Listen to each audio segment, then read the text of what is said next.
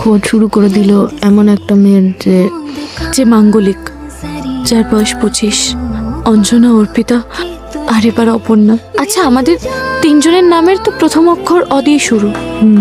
দিদি, তান্ত্রিকের কাছে কে নিয়ে গেছিল? দিদি, তান্ত্রিকের কাছে কে নিয়ে গেছিল? দিলীপ। একটা জিনিস বলো দিদি, এই তান্ত্রিক অভিশাপ, অর্কর অ্যাক্সিডেন্ট, বাবার শরীর খারাপ, তোমার অসুস্থতা, এই সব কিছুর মধ্যে, এই সব ঘটনায় একমাত্র কে হাজির ছিল? দিলীপ। এক্ষুনি পুলিশের কাছে যেতে হবে।